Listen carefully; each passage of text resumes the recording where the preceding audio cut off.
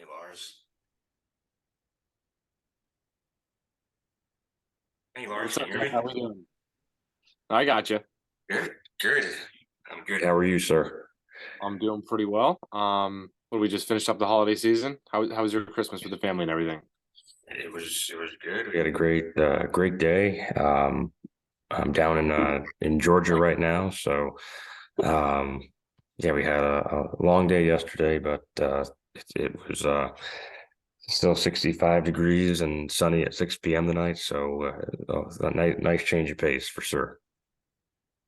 Yeah, that's awesome. I was just funny enough, I was kind of looking around. I was like, having the crazy thoughts, and I was like, man, what if I just drove the E30 down to one of those southern states? It takes like 9, 10 hours. You get down there, no salt on the road. It's basically like simulating summer. You know what I mean? But yeah, definitely jealous. That sounds awesome. Pretty casual for me. It was good to have everyone home under one roof, but Yeah. yeah. And are you doing anything for New Year's? Are you getting out this year? Are you staying home? What are your thoughts on New I Year's? was I was gonna try to get out and go to Boston, but it might be tough to swing it. It's the last day of the month for work and everything, so probably gonna have to be there. But I might still go out on Saturday. We'll see.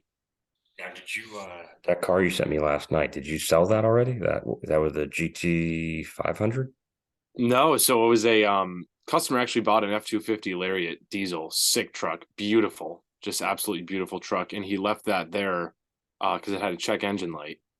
I mean, granted, it's aftermarket supercharged and all that, but yeah, GT 350R Right. stick, cup two tires. He had a half cage in it, and it was supercharged 800 horsepower, and just it was just a crazy being. Definitely on race fuel. It was really wild. That's a sick truck, though, as you said. I'm intrigued by the truck as well. Yeah, yeah. The those newer diesel trucks, man. I always say to people, I wish I had the money and I wish I had a reason to have one of those $100,000 diesel trucks because they're a pleasure to be in. That's for sure. Right, right. Well, they go back to what we talked about last time with regards to the excursion. It's you wish you had a reason to own it because again, that the truck that in 5 years will not have lost any value. Not a shot. Not a shot. But I have a few cool ones to Yeah, cover yeah, let's get today. into it. Yeah. So yeah, the other two, I mean, they really hit me in the gut. I love them. I mean, I love all of them, um, but yeah, let's start with this. So I'm going to ask you for a little bit of guidance on this one because I know um, this is uh this is considered what an E92 M3, correct? Hmm. So E92 M3 competition package. Now, Also, can't see your screen just yet. If you want to do the screen oh, share, just so I sorry. kind of have the. Yeah, yeah, yeah. Sorry Oh, about you're that. good. Share screen. All right, here we go. Beautiful. All right, I see everything. Go ahead. So competition package on these. I've always been confused if there was actually a horsepower boost or if it was more kind of like typical M, like an M Technic or M Sport. It was all limited to suspension. So do you know anything more about the competition package on these cars? I think you're right. I don't know every single thing it comes with, but I don't believe there's any increase in power or anything done to the engine. I think the compact, you're getting the M exhaust as standard, which honestly you'd probably want to do an exhaust anyways. But you get the wheels. I believe the tires are a little bit wider as well on that. Um, maybe that car, maybe the trunk lid and stuff, but Oh yeah, the deck the was a little there. suspension, not totally sure. It definitely looks better with the wheels and the bigger tires though. Um, Well, this one has a carbon regardless, roof as well. this was a bargain in my mind. An absolute bargain. This is one of those cars that right now I just don't think is on people's radar. I've seen the Lime Rock Park Edition, which is a bright orange car that has sold for pretty big money at some of the bigger auction houses, but by and large, I don't think the E92 M3 has really become a car yet that people are spending a lot of time obsessing over. Now, this one is the dual clutch automatic, which has been kind of hit or miss in terms of really being a something that enthusiasts automatically go towards these days. I know the DSG in E46 M3 really isn't sought after. Now, what I don't know is if BMW had made this more of a desirable setup when the E92 came along. I would imagine like everything BMW does on the M side is probably far superior to what the the same automatic gearbox in the E46 was like. But I mean, everything else about this car, it just strikes me as being um, really undervalued at the moment. And all you're getting in terms of standard performance is pretty untouchable. And throw on the fact that it's got competition package, it's one of the best colors you can ask for. I think I imagine if you would trace back what this sold for new, this probably represents like a pretty significant hit on Yep, value. definitely. If you um, did the math to calculate inflations and whatnot. Yep. Yeah, I feel like the buyer is going to look very, very smart on this with the asterisk being if you're buying an M car with the automated clutch gearbox, you're always taking a bit of a chance in knowing whether it's going to be reliable over the long term, and B, is it ever going to be as desirable as a conventional 6-speed manual car, which I don't think it ever will be. But if it's become a um a reliable transmission, then I think you're smart to just go ahead and not lose sleep over lack of three pedals. Totally agree with you there. Quick little side note, I pulled it up. The compact on these cars, so it's 10 mil lower ride height. The carbon roof, which to me that's worth the whole package right there. That's really Nice. really desirable to have, especially on those Alpine white ones. The contrast is just great. You get the firmer damper settings, and then you get the 19-inch CSL wheels. Yeah, the wheels Um, are killer. I will say so. It's really funny, Jeff, about what you're saying. So this is an enthusiast website, right? Bring a trailer for the most part. It's basically an enthusiast website for enthusiast buyers. Mhm. When I was looking for this one, because I have a point about this, I was watching videos of E92 M3s today with this engine, and I was looking into it. So I decided to choose this one for tonight. All the vehicles on here, 90% of them, the E92, E90, the sedan, and then the E93, the convertible, a lot of them that you see on here are sticks. And I was actually trying to find a dual clutch version because I'm going to be honest, I haven't driven one of these, but just based on the videos I've seen and some of the comments from owners, I think this is one of the vehicles, and this does not apply to most cars for me, but one of the vehicles I think I would exclusively take in dual clutch simply because, well, first, you're making all the power so high, so you want to be able to quickly stay in the revs. I love the idea of those snappy first gear downshifts, and you hear some of those newer transmissions and some of those newer dual clutches, they're almost so linear and perfect that they don't have some of that aggression and snappiness that these dual clutches have. I just think it's such a cool car. Also, to note, this one, if you're looking for one of these, this is like the most you're going to spend, 40 grand. This one has very low miles. It's kind of a later model, but you could definitely get one, 2008, 2009, find one with still sub 60K miles, pick one of these up for low 30s. I think, yeah, this guy right here, I'm actually surprised it did not sell for somewhere in the mid 40s. Totally agreed. This car's a gem. I love the trans, a one-time thing for BMW M cars with the V8 or M3s, I should say, 8250 RPM. Also, last thing I'll say, this motor is 37 pounds lighter than an S54 simply because it's an aluminum block and the S54 is iron. But what a great package. So that's what I have to say about that. No, I agree across the board. And I've been in love with the E92 M3 ever since Tom Cruise beat the hell out of one in Mission Impossible, which chapter that was, but I will never forget the sound of that car. Oh, And I think actually in the movie he was using the dual clutch automatic. So I mean that, and I think I get what you're saying too, which is that this doesn't, these transmissions have evolved quite a bit. There was a time where they were often talked about as being like trickle down F1 technology, and it didn't really feel like that, right? It still felt like kind of a lumpy, stumbling, cumbersome, cross between a manual and automatic. But I think, by the time they were making this car, they really had made it very F1 like in the consumer application. So, it's a good chance you're really not missing much of anything compared to the 6-speed car with one of these. totally agreed. I'll send you a couple of videos I was watching earlier today of these things, just absolutely snapping through the gears. I mean, and then you grab a gear, down, down, down into first. He has the carbon airbox on here. I bet oncoming, this thing sounds like a freaking homologation race car.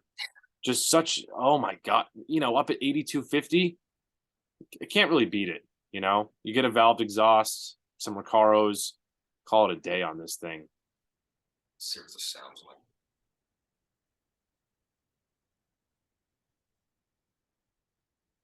He's showing it's ice cold.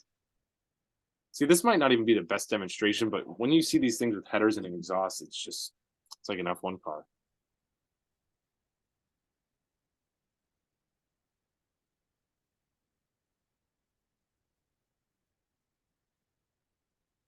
Come on, give us a rev.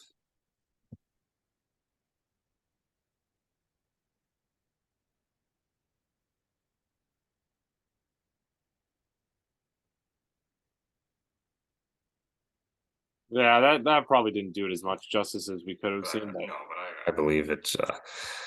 But in any case, I'm going to call this a great buy and very, very well bought. Absolutely. Right. Absolutely. Let's jump on to next one. Okay. Uh-oh. Yeah, I love this. I absolutely love this. So I don't know if you've ever noticed, but I've been on near where you and I live on South County Trail, and I've seen a guy like shoot through that intersection right by the ice cream stand on the corner and like go up into your He neck of the lives in my woods? neighborhood. Oh, does he really? Yes, it's awesome, dude. I see that car and I see the proportions of the thing and just how fat the fenders are, how low to the ground it is, how absolutely quick it is. I mean, he screws up that hill. He beats Um, on that thing in public. It's crazy. but I was just like, how can you beat it in terms of the I mean the looks, the performance, the the cheapness of the upkeep. I mean, it's just anyway. I mean, you already know I'm a fan of this. Mm. I think these and their many variations are just a screaming deal. And what I never really took into consideration was just how much the looks factor into it. You know, there's really nothing that looks like this. And we often get excited when we see, you know, an air cooled 911 with the fat, you know, the fat hips on it, the big fenders sticking out over the rear tires. And you know, just love that shape. And to me, you know, this is sort of an unsung hero in terms of having that same, just like, you know, you just suck your breath in when you see the thing because its proportions are so borderline erotic. And, Mm. Mm. you know, and yet it's a totally livable car on a, you know, in terms of you know, this has a Coyote V8, you know, so it's a completely easy car to live with. Um, you know, it's still got that perfect mashup of classic style with the knockoff hubs on the wheels and the side exit exhaust and the, you know, obviously the Cobra looks that are, you know, pretty much unchanged from the 1960s. So to me, if you don't need a back seat and you just want ridiculous performance and style, you know, these are so overlooked in terms of what they offer in one package. So, I mean, I think they're worth 75,000 all day long. So to me, 62 grand for one of these seems like a deal, but you can still get them, you know, maybe not quite this nice, but you can get the general concept for quite a bit less if you look a little bit too. Couldn't agree with you more on that one as well. That seems to be the common theme. But yeah, this one has the Coyote 50, so obviously the 50 V8 from a Mustang GT, a modern one. Um, Such a tiny, small car in real life. Thing weighs, I think, around 2,400 pounds. And if you actually, I saw on the tags there, you don't have to scroll up, but I think 315 tires, so 12-inch tires in the rear, and it's this small little thing. Yeah, 416 horsepower. The thing I like about these though, like you were saying, you can spend 75K on an absolutely perfect one, but what you'll see, Factory 5 Racing, they're the main people who make them. That's probably the most common one you see. But you can get these things between 40 and 70K, depending on how nice you want it. You can get, spend a little less and just get a carbureted 302. You can spend more, get something like this or a 427. But if you are just looking for a vehicle, I want to take this out to car meets, I want to go out on a Sunday morning, just something to beat on. This thing at 2,300 pounds with 400 horsepower, I mean, it would just be such a rocket. My uncle had one of these with a carbureted 302, probably made around like 320 horse, but we took it for a blast in the back roads of North Carolina, late spring, early summer, and what a just a hoot. It was all over the road, twitching around, but would still put the power down. I'm kind of a tall person, so that's a good shot right there. My arm, if I was crazy, I could actually just reach down and touch the exhaust. That's how tiny the vehicle is. I could actually reach down and touch the exhaust sitting in the car. So just a really rad experience, and the amount of engine options and transmission options you have for these, just a really cool thing to have for that 50K price range. And to your point, I mean, just a 302 would be a lot of fun in one of these. And Totally. um, This is probably overkill anyways. right now, do you know anything about the one in your neighborhood? No, but it's definitely carbureted because you can hear it and you can smell it. So he's probably got, I mean, you don't need a lot of power to make him fast, 300 horsepower. This thing's a rocket. But no, I don't really know, specifically about it, unfortunately. It's just funny, you know, what I'm talking about because I mean, he rips around and it just looks like an absolute hoot. Um, yeah, and I mean that's the other thing is you know people kind of talk down on kit cars for so many years, and now I look at them and I'm just like, this makes so much sense. So much. Yeah, it's bare bones, but that's sort of the whole point of it. And even this, I love the comments down here with basically saying, to rebuild this now, you're looking at 75, 80 grand. So even this was a deal, and that's with, this absolute rocket of a motor. Mm. Um, and it's, Probably a $10,000 motor. oh, I would think so. I would think so, depending on when he built it too. Yeah. See the thing start up.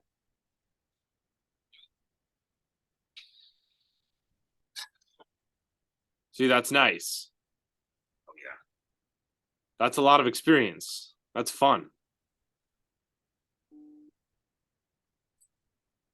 Yeah, I just got what else we got here? I don't know what he's doing. The Cobra circuit. No idea what this is. Maybe that's his word for donuts.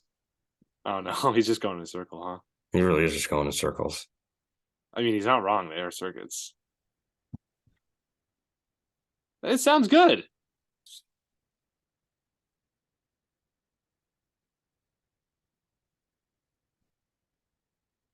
And I mean, it looks great too.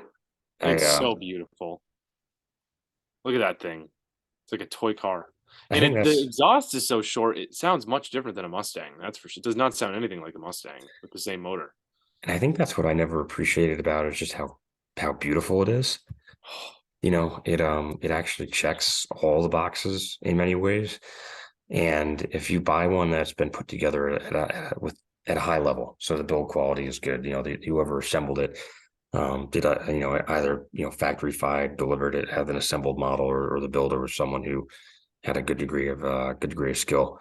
It's a really nice product. They've been doing this for so many years too. By this point, it's kind of expected it's going to be done well and go together right. So yeah, to me, there's part of me that would like to someday have something like this, just to experience it in the garage. Because I think it's a really underappreciated option in the hobby / performance car space. Mm. And another thing that kind of came to my mind with this, it's the uh it's the classic car experience, but when you're buying something like this, there's no rust, there's no corrosion, there's no 60-year-old parts that still happen to be on the car and that never got replaced. Everything's new, every nut and bolt is fresh. I mean, the underside pictures. So you have that experience and feel and kind of charisma of a classic vehicle, but jobs aren't taking 3 times as long because of rust and broken parts. So I mean, look, it's like a brand new, fresh vehicle, freshly produced, fresh paint, no rust. It's And you got, really a cool idea. modern braking, modern suspension components. Everything is the best of the best. Um, yeah, it's a home run, and like we just said, you can find one of these with a 302 for far less money. So yeah, I suspect finding one of these, maybe not on a site like Bring a Trailer, is probably the way to go, Yeah, because you probably save a little bit. And if 2 years from now you want to swap in a Coyote, you can go ahead and do that. totally. So you're not limited to what it comes with the day you pick it up. So yeah, I love these. Great choice. All right. And our final one is it's ironic. I was just looking at one of these today, not to buy, but just there's a really nice one of these that just popped up for sale on the West Coast. So 79 El Camino SS with the elusive factory 4-speed manual. This was strong money, but I don't think undeserved money. And what Mm, my brother recently picked up a 78 Ford Thunderbird, and my brother is a long-term air-cooled Porsche guy, and he basically got to a point where he's got an 86 911 he's had for going on 15 years, and he basically got to a point of saying, he was just sick of the prices for things. And he's like, I can go pick up any number of V8 powered American 2 doors for pennies on the dollar. I mm. get I get all the sound, I get the style of the era, I get all the thumbs up I want, and I'm paying under $5,000 for the privilege. So we've noticed lately there have been some stronger prices for these, late 70s, early 80s American classics, what some would call from being from the Malaise era, selling for stronger money. And my speculation is cars like this have started to look like a bargain compared to some of the other prices people have been seeing. And or if the economy is changing, they're looking for a less risky spot to put their money. So for people of means, 24 grand for the best El Camino you can buy that has a manual, sounds like a muscle car, is going to get thumbs up, and everywhere it goes, they get invited to be in the 4th of July Day parade.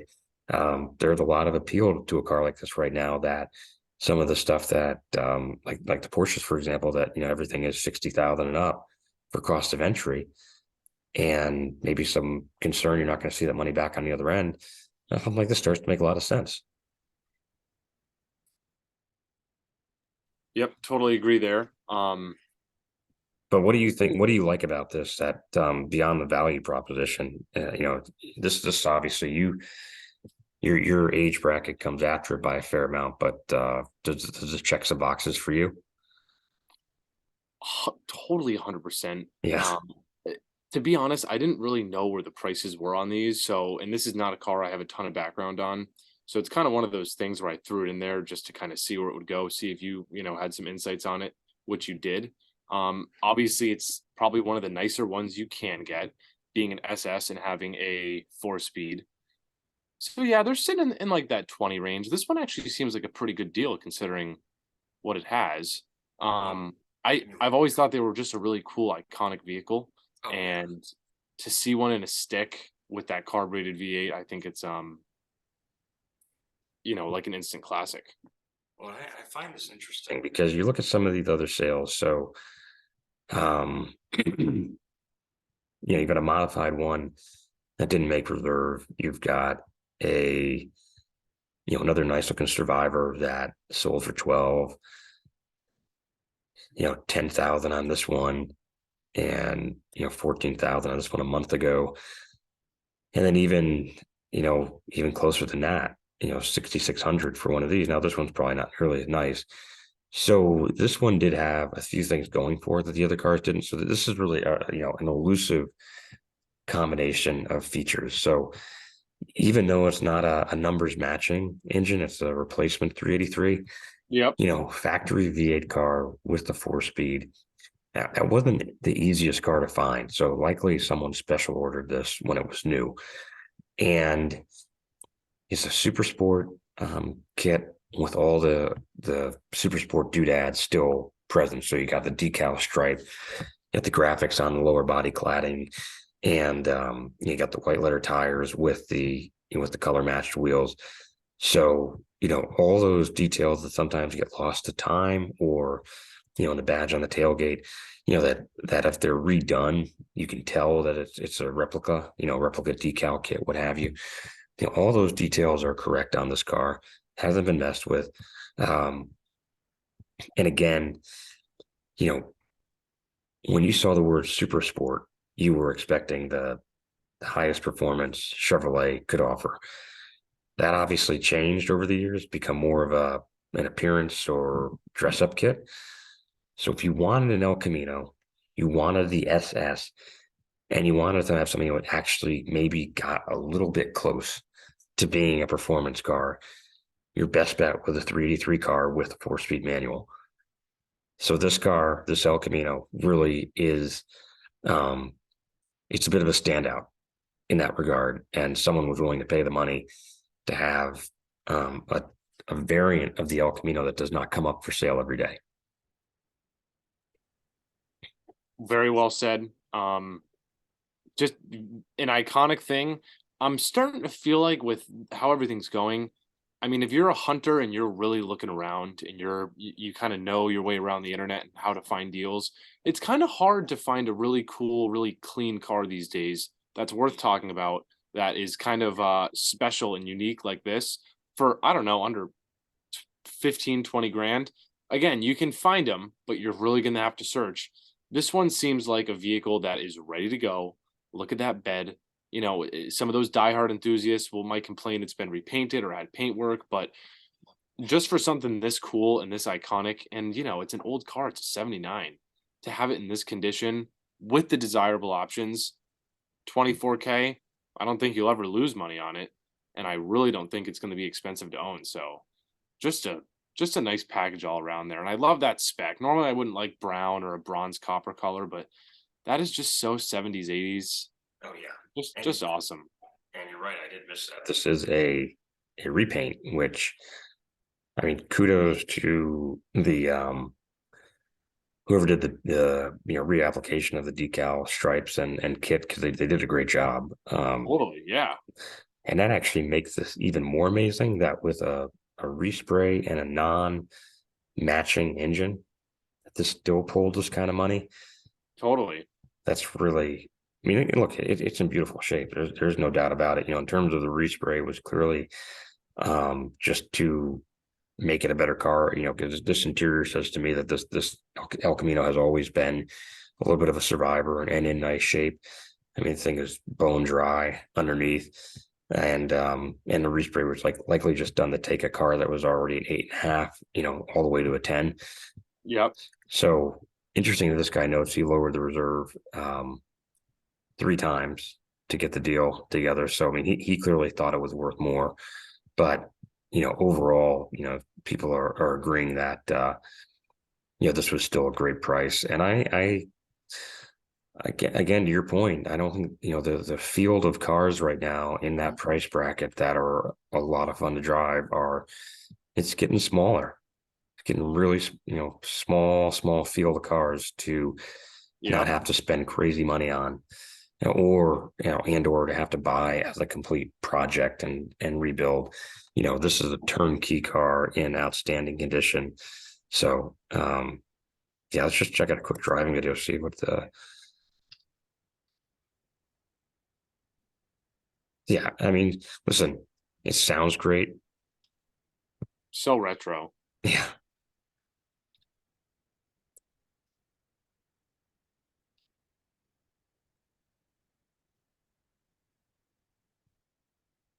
Oh, he's moving.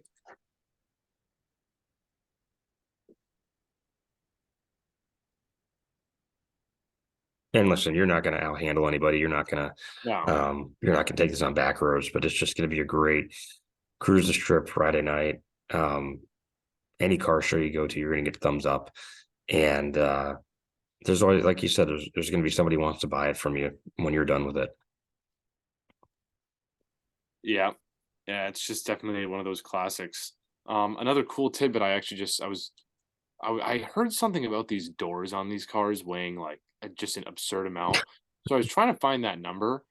I didn't find that, but what I did find, so the length of these is 210 inches, which is the same as a modern day Chevy Tahoe. So these are the like one of the last, because in the 80s things got smaller. Um, these are one of the last of like those big bodies. Like this Right. is a big body car at 210 inches. That's a big. I mean, think about a Tahoe. You can barely pull it through a drive-through. Oh yeah. Yeah. That's amazing. So it's just cool. It's a cool thing.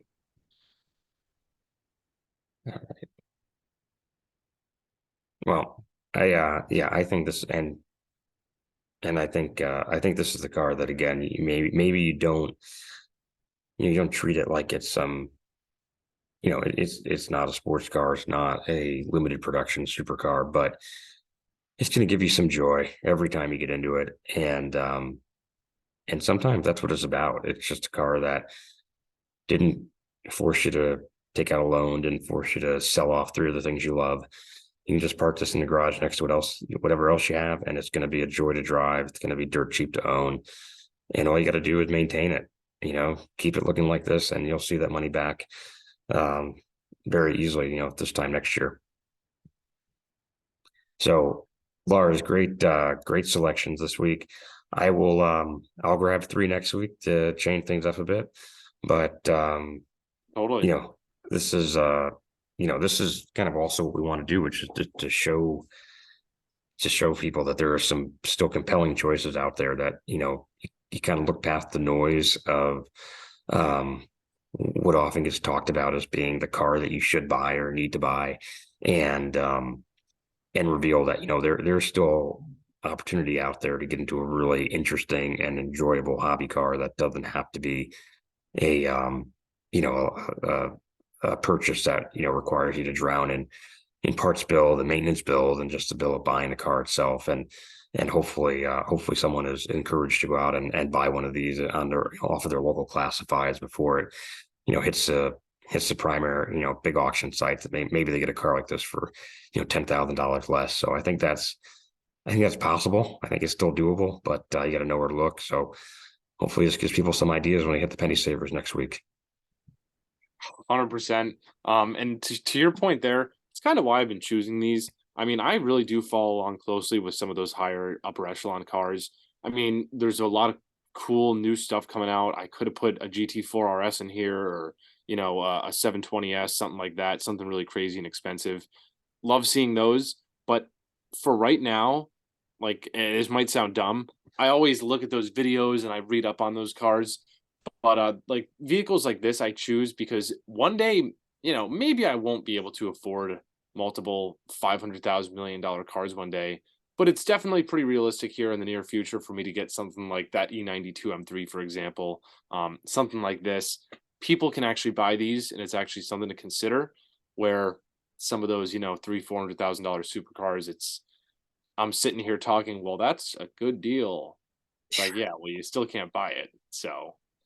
I don't know if you've seen this guy in town. He's got it's one of the new Taycons, the Porsche Taycan. It's white.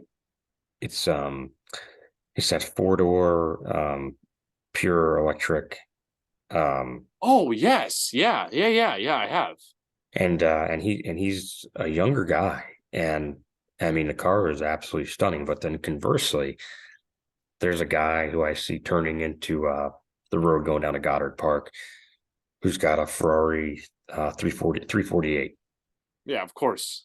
That And I'm lives like, that lives in the neighborhood right next to Indiana, actually. yeah, right down there. Yeah, So, and I look at those two cars and I think about the price spread between them. And I'm like, I would take that 348 7 days a week and twice on Sundays. totally. And it's not only because it's cheaper, but it's just like, again, it's for the amount of enjoyment you're getting out of it, it's amplified so much more significantly because you didn't have to spend that kind of money to get it. And so I applaud your motives, and I'm going to do the same because it's those cars have really only those supercars you mentioned have really seemingly only become like you know like Instagram fodder. They're rentals, and people just use them to generate clicks and views. And yeah, some of them own them, and good for them. But for my money, I'd rather have a collection that included something like this in it, along with 15, 20 other vehicles versus one of those. So we'll keep banging that drum and find 3 more picks for next week and see everybody right back here. Beautiful. Sounds like a plan, Jeff. We will talk next week, and cheers, everyone. Yeah, happy New Year. Yep, happy New Year. There we go. All right. Thanks, See you, Lars. man. Take Yep. care.